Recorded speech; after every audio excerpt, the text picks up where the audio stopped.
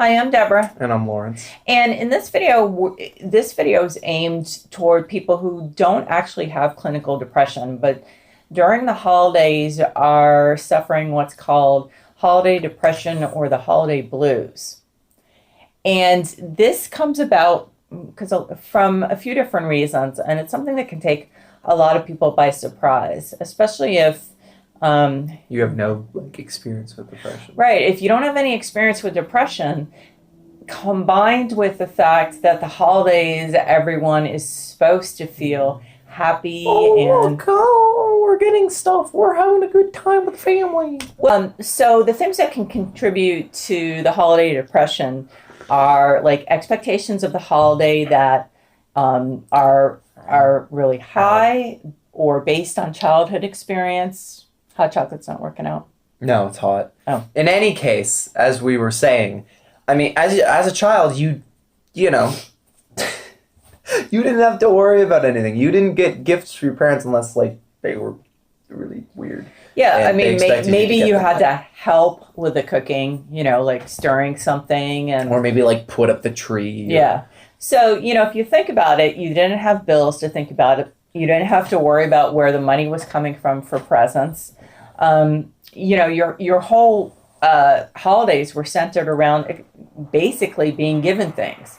You know, you were thinking about the presents you were going to get. You know, you also, of course, remember, don't have the magic of Santa to look forward to. I'm going to be vague in case there are some younger people who are around when this video is playing. But, you know, remember, there was all this magic about the season. And you may know intellectually that you're not a child anymore. You may be big brain, but emotionally, it may still be catching up with you.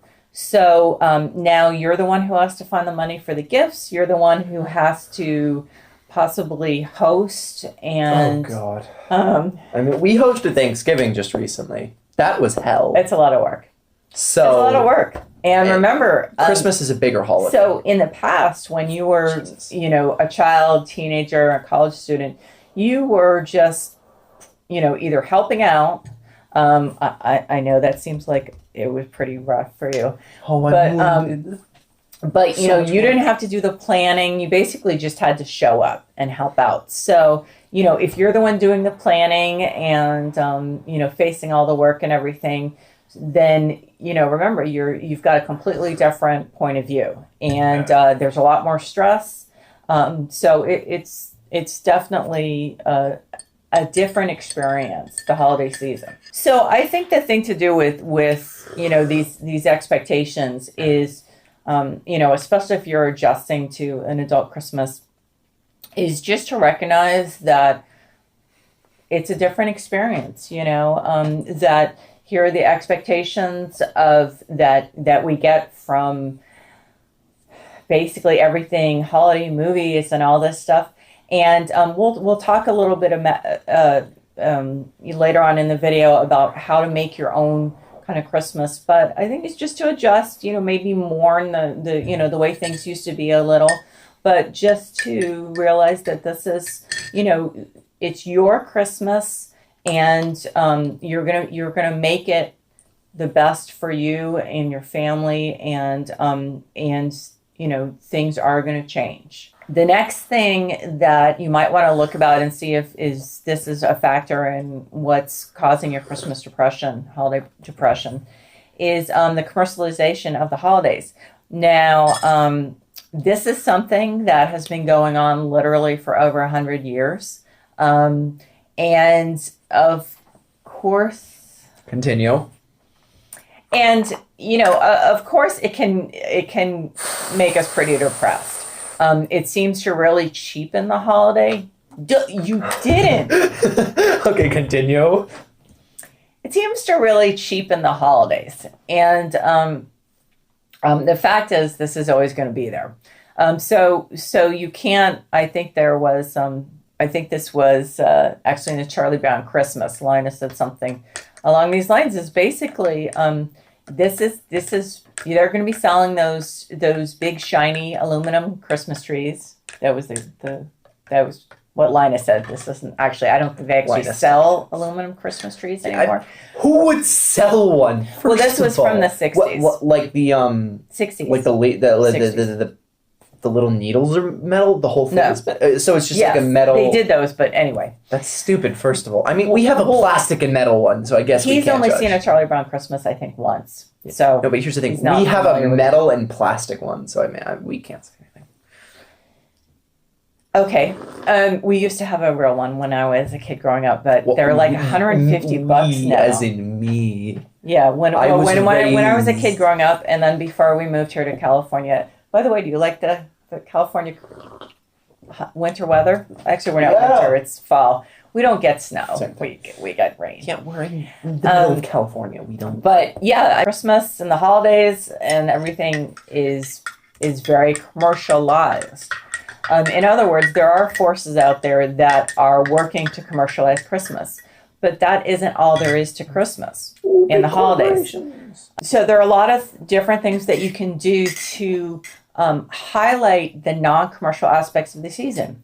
You can make and decorate Christmas cookies. You can. When was the last time we did that? Many years ago. A few years ago. Yeah. You decided you were too old for it. No, I didn't. Yes, you did. Whatever. We'll discuss this later. You could create a caroling group, either in your neighborhood and go caroling as a group, or for instance, why don't you could create a caroling group in your office. So maybe have people from your office do a caroling group practice, and then carol around the entire building or around the neighborhood. You could watch some of those holiday specials that you haven't watched for years, like Rudolph the Red-Nosed Reindeer. How the Grinch Stole Christmas. Oh yeah, How the Grinch Stole Christmas. I rewatched That's a that really one good a one lot. too. Yeah. That one was great. You could also read some Christmas books, holiday books. One that, for instance, we read is A Christmas Carol, which I made. Also another movie that we personally watch a lot. It's A Christmas Carol, right? The one with Scrooge. Oh yeah, A Christmas That Carol. one. There's the one with Patrick Stewart. I really like that one. Then there's also Scrooge, the musical one. Then Isn't Scrooge the musical one the one with Patrick Stewart? No, that's Albert Finney. Oh. Yeah. So when I was still reading to Lawrence when he was younger at night, then every year I'd read a different Christmas book. So there's A Christmas Carol. There's O. Henry's The Gift of the Magi. There's A Child's Christmas in Wales, which is really great, and this one has some great illustrations in it. You could, if you're in a city and you, for instance, in New York or somewhere, that has really great Christmas windows. If you're in New York, of course, you're going to get that. But if you're somewhere that has really great Christmas windows, those are so much fun to look at. I have a pop-up book, even though we don't, we used to spend a lot of time in New York. So I have a pop-up book that I look at every year. For instance, one thing we used to do is go and see the Christmas tree at the Metropolitan Museum. So this is a really fun book to look at if you are familiar with Christmas in New York. But all cities have some really great holiday windows and traditions to take advantage of, to get out and spend some time doing that. Boston, where I used to live, has fantastic Christmas lights. When we used to live in Florida, what we would do when I was a kid is we drive around and look at the Christmas lights, especially. I've done that before. It's nice. Yeah, especially. I'm sorry, we call them trailer parks then. I'm sorry, I can't remember the mobile home parks. Some of them had some of the most fantastic Christmas decorations. So, there's usually a neighborhood. There's usually a neighborhood that has great Christmas lights, and so that's something to go and do, and that's a lot of fun and brings the whole spirit of Christmas back to you. I put some links. There are actually there's actually a couple websites online with Christmas lights that have been around since the beginning of the web that let's see, Mad Dog and Miracles or something. Anyway, so we'll put the links below. But there are some sites online that are a lot of fun with Christmas lights and things like that. Another thing that you can do is kind of like not on the table. Another thing you can do, no more hot chocolate. Yeah, kind of counter commercialization is rediscover like the spiritual aspects of the holiday. One thing that we did when I was a kid is we went to the candlelight service on Christmas Eve, and we went last year, the three of us, to the candlelight service. And even Lawrence didn't think it was too terrible. If I recall, it was you actually way too liked long. It wasn't that long. So, basically, for a you ADHD teen. if you haven't been to a Unitarian church on Christmas Eve, you sing Are we Christmas going again? carols. Yes, we are. And I know it's an hour out. He liked it, so don't even listen to him. He did. It he was singing. all right. He sang every single carol the whole way through. Another thing that that may be causing you sadness during this season is if you're grieving someone who's died in the last year, and this is the first holiday season that you've had without them, and that's something that is definitely hard to deal with the first year. If this is your first holiday season without someone who's passed, then you really need to face it head on, because if you don't, it's still going to affect things and it's still going to make you feel sad. So you might want to see if there's a group that, there obviously are groups of people who are dealing with grieving. There are grief groups, just like all other types like AA and everything, that you can find pretty easily. And you might want to also consider talking to your therapist or pastor or religious Don't mind me.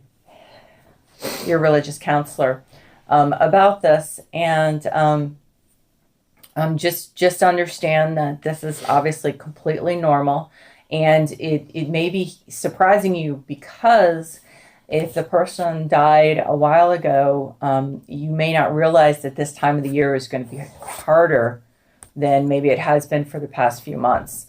Think about how you want to mark this person's passing during the holiday. You might want to do something special, talk to family or friends. You might want to do something special to honor their passing, honor their life. So another thing that may be kind of ruining the holiday season for you and causing you some depression is anticipating spending time with family who are, in a word, toxic in one way or another. It may be the brother who's very controlling, has to control every aspect of the holiday and ruins it for everyone. It could be the grandmother who gets drunk and, gets belligerent, ruins things for everyone. Or it could be a relative who molested you when you were a child. And so there is, we all wish that our families were, what's the word I'm looking for? Perfect. Trouble-free, perfect, and, like the movies, everyone is happy and no one gets drunk, and you don't have bad memories that you're dealing with when you're running into someone. But this is real life. If it's one thing to think about is if this is your entire family who's toxic, or someone who plays a really big part in the holidays, you might want to consider whether you just want to avoid them altogether and not spend holidays with your family. I wish I had that choice. I know it's radical, but this is something that definitely, if you have a therapist, at some point you may have to decide whether you're just, if this is really destroying your life and the holidays, this is kind of the time that it crops up. So something to think about. If it's just people who are, like I said, one person who's controlling, another person who gets drunk, and you don't want to just ditch the whole family get together, then think ahead of time. Exclude them. Well, and if you can't exclude them, because as we know, family doesn't tend to agree on how to deal with this. One person is, you may be more assertive than the rest of the family. There may be people who are like, oh, just get along with them. So what you need to decide ahead of time is, how are you going to deal with this person? So if your brother starts being really controlling, are you going to pull him aside and say, hey, listen, hey, shut up. Say, hey, listen, this is, everyone has a say in this. So, how about we just all decide on this? So shut up. If your grandmother gets drunk, are you going to ignore her? Are you going to call her on it? Are you going to try to do something about it? So if you decide ahead of time, then you're being proactive, and you're not going to just react to the situation, because just reacting, then it's going to be the same thing that always happens. Either you're going to get upset, you're going to lose your temper, whatever. But decide ahead of time how you're going to react to this person, because you pretty much know that unless they've had serious therapy or rehab or whatever, nothing's going to change. Especially if you're running into a situation where you're going to see someone who molested you when you were a child. That calls for some heavy duty therapy ahead of time, and so that hopefully you can face the situation with some equanimity. If you are estranged from your family, either because you cut them off, or they cut you off, for whatever reason, then start creating your own family. Look into volunteering and getting involved with local holiday events. Just find ways to create connections with other people around the holidays, and you could just vibe with your friends, honestly. Yeah, well, I mean, if they're not, if your friends are going to be around, but so start getting involved. Don't just stay home and be by yourself. So another thing that could be causing or contributing to your holiday depression is material dissatisfaction. So it's really easy this time of year to think about what you don't have. You don't have VR headset. Okay. Yeah, I don't think you're going to have that. Damn. But it's all the commercialization makes it harder to ignore that when you don't have, when you're scraping by and having trouble paying the bills. And, especially if you have young children, it's really difficult because, we've gone through that. We went through that when Lawrence was younger. And obviously there's a certain expectation that a guy in a red suit has all the money in the world. So, obviously that, young children expect that there isn't going to be any problem. One thing we used Santa to do has to deal with labor laws when we were too. having a tough year financially is give you a lot of food, like a lot of special food, like a lot of candy and stuff like that. I mean, so but yeah, tough. even Santa has issues with yeah, this is where those commercials really cause problems. He has to follow OSHA laws. Yeah, but this is where those commercials really cause a lot of problems especially when you have younger kids. And salesmen, their goal around the holidays is to make you feel guilty that you don't have what you want, so then you'll splurge, especially and then regret. What amazes me is those car commercials. Oh, I bought you a black car and I bought myself a red car. I'm like, what? How can you afford to buy 2 cars at Christmas? But anyway.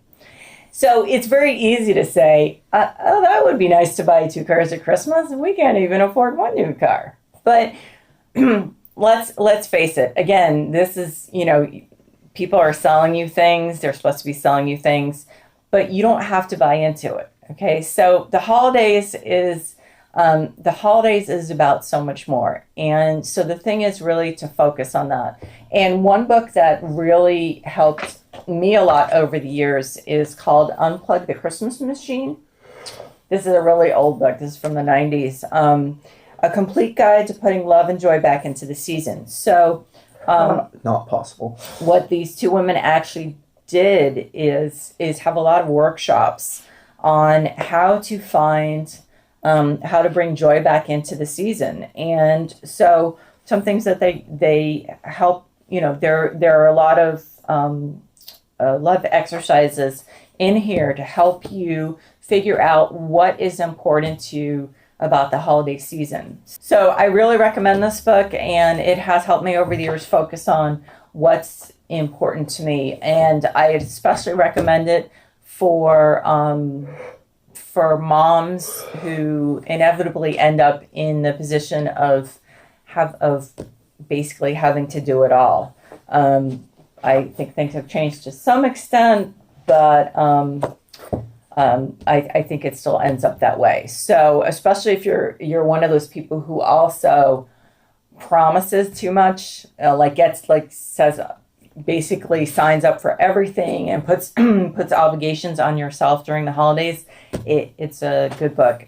So for that, and also for if the commercialization is getting you down, and the realization that you just can't afford much, to celebrate the holidays. It's a really good book. So I'll put a link to it below. So another thing that could be contributing to your holiday depression, holiday blues, is basically that you're probably not treating yourself as well as normal. So you're probably getting less sleep. You're probably more stressed. There's a good chance you're eating more poorly, parties and stuff at work. Maybe that's lots of sweets, sugar, alcohol, less fiber, fewer vegetables. Relatable. Yeah. So one thing to do is, although that's year round for me. Yeah. One thing is, most parties and stuff are going to have some healthier food. Try to gravitate. Always that one person. Try to gravitate. Carrots. Well, carrots. Try to balance things out. Force yourself to get enough sleep. Honestly, I know so many women at work who will be up cooking till late at night, making crafts. All sorts of stuff. Just slam your head into a wall till you fall unconscious. I know certainly a lot of times I'll plan to make gifts for everyone, and then I'll pull back and say, I need to be realistic, because, honestly, I should have started months ago if I was going to do that. So, Mrs. All knit everybody something. Yeah, everybody something for Christmas. I don't know why I don't think about that months ago, but, so basically don't stress, cut down on the stress as much as possible. Get enough sleep, get enough exercise to take care of yourself. Take care of yourself. But get enough exercise to try to balance out the stress, to get rid of the stress. I always prioritize exercise more this time of the year than less, because it's really, really important to balance out that stress, to get the stress off your body. And so basically just try to be healthier than usual instead of less healthy than usual. Also, keep your expectations for yourself realistic. So what we find sometimes is that we're actually the ones who are putting the expectations on ourselves. It's not necessarily other people who are expecting things of ourselves. So if you're starting to get stressed because of what you're expecting of yourself, cut back on it. If you're doing things the way that your mother, your grandmother, your sister, whoever expects you to do it, get rid of that. Okay? That's not your problem. Forget about your family. Yeah. Do things your way. Do things to the extent that you want to do them. Who cares what other people think? They're not the ones who are doing all the work. Right? Well, sure, they may judge you very harshly. Who cares? And be hypocritical. Who cares? And rude. Who cares? Really. Also, cut yourself some slack when it comes to gifts. Remember that gift certificates are not the devil, okay? So if you want to give gift certificates to your child's teacher, to your mail carrier, give them mail your entire carrier, family. you can only do tops $20. Wait, why? Yeah, you can only give them a maximum of $20. Wait, why? It's just Is that the like a government rules or whatever. what? I don't know. Garbage. I don't know. I looked it Our up. mail guy is really nice. We should Yeah, give our him mail- like 50. We can't. I You know. Can't. Anyway, He deserves it. so He deserves so there is nothing wrong with gift certificates. Okay, don't run yourself ragged trying to do something incredibly special for everyone. Okay, it's not worth it if you're going to get stressed, because the stress can lead to this holiday depression. And you know what? It's not fun, and then you're just dreading the holidays. So you need to cut yourself some slack. Finally, if you do feel holiday depression or holiday blues, don't beat yourself up about it, okay? It is not the end of the world, okay? Just feel it and move on, okay? But don't feel guilty because you're feeling that way. All you're going to do is exacerbate it. Just acknowledge it and then find concrete And keep ways. going. Yeah, keep going and find concrete ways to deal with it. So we've put lots of links down below to resources to to help you find more meaning in the season, to learn how to let go of things like these toxic relationships, and learn to deal with them. So definitely check out the links below, because honestly, I started compiling all this information in the late 90s. So there's a lot there from articles I've written over the years for my website on the holidays and depression. So anyways, we hope you enjoyed this video, or at least we hope this video was helpful or at least enjoyable to watch. And if you did enjoy it, we would appreciate you leaving a like below. And if you'd like to say anything, you can put it in the form of a comment.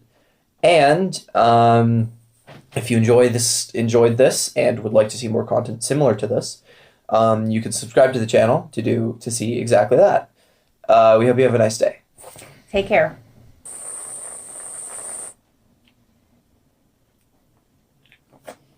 Oh, Lawrence, you don't lick the top of the whipped cream. I'm sorry. You wipe it with a paper towel, because Fine. other people are gonna. Shh. Bleh. Let's go.